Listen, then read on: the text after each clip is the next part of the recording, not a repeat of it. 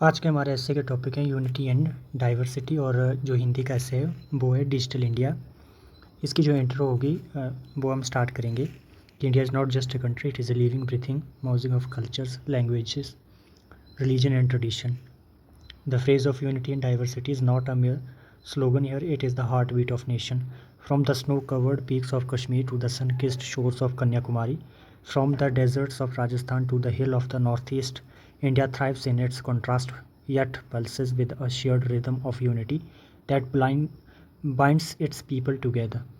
तो इस तरह से थोड़ा सा इसमें जियोग्राफिकल रेफरेंस देखने को मिल जाएगा, फिर आपको कल्चरल रेफरेंस देखने को मिल जाएगा। इसमें जो एग्जांपल ऐड हुए हैं लेटेस्ट, उनमें आप देखेंगे जो फ्रीडम स्ट्रगल था, फ्रीडम स्ट्रगल का जो दौर था उस टाइम पे जो भी कोऑर्डिनेशन था अलग अलग ग्रुप्स और अलग अलग जो भी लोग थे उनके बीच में, उसका रेफरेंस आपको देखने को मिल जाएगा। इसमें जो कंटेम्प्रेरी है आज के हिसाब से वो 2023 का आपको इसमें जो भी वर्ल्ड कप का रेफरेंस आपको इसमें देखने को मिल जाएगा।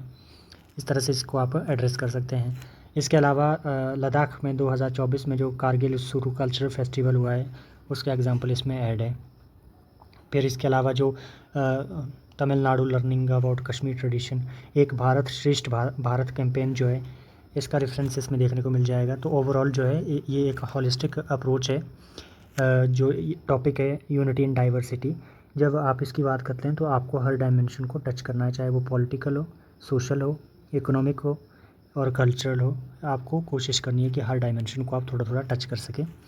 इसके अलावा जो है इसमें कॉन्स्टिट्यूशनल जो रेफरेंस है वो आप देख सकते हैं कि the constitution of India drafted with the vision of inclusion by Dr. B. R. Ambedkar stands as a backbone of this unity. It guarantees every citizen, regardless of religion, region, or language, the same rights and freedoms. It protects the minority, respects regional identities, and promotes harmony. The national anthem itself is a song of diversity, mentioning different states yet sung in union across the country. तो इस तरह से आप इसको पूरे ऐसे को address कर सकते हैं। इसकी जो वर्ड है वो एज़ पर आपकी डिमांड जो है वो 600 वर्ड्स में ये लिखा गया है, आप इसको खुद कंसाइज़ करके 500 वर्ड में भी ला सकते हैं। इसके बाद जो हमारा हिंदी का ऐसे है वो है डिजिटल इंडिया। डिजिटल इंडिया इसकी जो हम इंट्रो है किस तरह से इसको हम लिखना शुरू करेंगे, पहले शुरुआत करेंगे हम कि 21वीं सदी का भारत अब मात्र एक विकासशील देश नहीं बल्कि एक डिजिटल क्रांति का नेतृत्वकर्ता बन चुका है। जब प्रधानमंत्री मोदी जी ने वर्ष 2015 में डिजिटल अभियान की घोषणा की तब शायद ही किसी को ये अनुमान होगा कि ये पहल एक दिन करोड़ों भारतीयों की जीवन शैली को इतना गहराई से प्रभावित करेगी। ये केवल तकनीक को बढ़ावा देने की योजना नहीं बल्कि ये एक विचार है सबको जोड़ने का, सबको सशक्त बनाने का। तो इस तरह से हम इसको लिखेंगे। देखिए फ़्लो आपका कायम रहना चाहिए जब भी आप पहरा बदलेंगे तब भी। फिर इसके बाद जो आप नीचे शुरू करेंगे तो आप देख लेंगे कि इसको हम जब पहरा चेंज करेंगे तो फ़्लो नहीं टूटना चाहिए। फिर शुरू करेंगे आज हम ऐसे युग में प्रवेश कर चुके हैं जहां गांव की एक महिला भी मोबाइल पर यूपीआई से सब्जी खरीद रही है, एक किसान अपने खेत से ई नाम पोर्टल पर फसल की बोली देख पा रहा है और एक छात्र हिमालय के पहाड़ों से ऑनलाइन कोर्स कर रहा है जो दिल्ली यूनिवर्सिटी द्वारा संचालित है। ये सब संभव हुआ है मात्र और मात्र डिजिटल इंडिया के माध्यम से। एक अत्यंत प्रेरणादायक उदाहरण इसके अलावा यूपीआई का, जैसे मैंने पहले भी दिया, जो ना केवल भारत में बल्कि पूरी दुनिया में सबसे बड़ी डिजिटल भुगतान प्रणाली बन चुका है। 2024 की शुरुआत में भारत में प्रतिदिन 40 करोड़ से अधिक डिजिटल लेन देन यूपीआई के माध्यम से हो रहे हैं। इसमें किसान भी है, मजदूर भी है, दुकानदार भी है, व्यापारी भी है, सब शामिल है। तो आप देख सकते हैं कि कितना जो कैशलेस इनिशिएटिव था गवर्नमेंट का वो कितना सफल हो गया है। इसके बाद आपको आगे का जो एग्जांपल है वो आपको कोविन पोर्टल के माध्यम से जो है वो 200 करोड़ से अधिक लोगों को टीकाकरण हुआ है।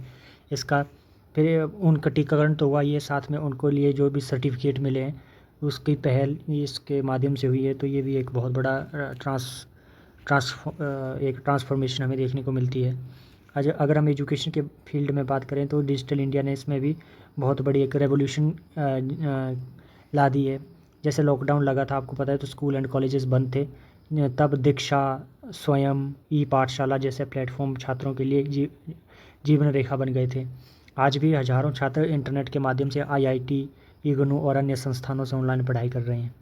अगर हम हेल्थ की बात करें तो इसमें ई हॉस्पिटल, आभा कार्ड का मतलब होता है आयुष्मान भारत हेल्थ अकाउंट, ने मरीजों के रिकॉर्ड डिजिटल रूप से सुरक्षित रखने में मदद की है। अब मरीज अपने टेस्ट रिपोर्ट्स और डॉक्टर की सलाह को किसी भी अस्पताल में डिजिटल रूप से देख सकते हैं। इसके अलावा आपको पता है कि कॉमन सर्विस सेंटर के बारे में तो इन सब चीज़ों से जो है वो एक जो भी ट्रांसफॉर्मेशन हुई है वो इसमें पूरा उसको एड्रेस किया हुआ है, तो आप इसको पढ़ सकते हैं। इसके अलावा इसकी चुनौतियों को भी एड्रेस किया गया है, जैसे कि साइबर अपराध, डिजिटल साक्षरता में कमी, ग्रामीण क्षेत्रों में धीमा नेटवर्क की समस्याएं, ये सब इसमें है। इसके अलावा इसमें जो भी गवर्नमेंट की स्कीम्स वगैरह है उनको भी थोड़ा सा उनका रेफरेंस भी दिया गया है। तो इसके साथ ही हम इसको जो हम एंड करेंगे वो करेंगे, डिजिटल इंडिया वह पुल है जो भूतकाल और भविष्य के बीच बना है। ये तकनीक को मानवता के लिए उपयोगी बनाकर भारत को वैश्विक नेतृत्व की ओर ले जा रहा है, और वह वही भारत है जो तकनीक के माध्यम से सबका साथ, सबका विकास और सबका विश्वास का सजीव उदाहरण बन रहा है। इस तरह से इसको ख़त्म करेंगे और आप इसकी खुद भी प्रैक्टिस करें, नहीं तो ये ऐसे ही PDF पढ़े के पढ़े रह जाएंगे। Thank you.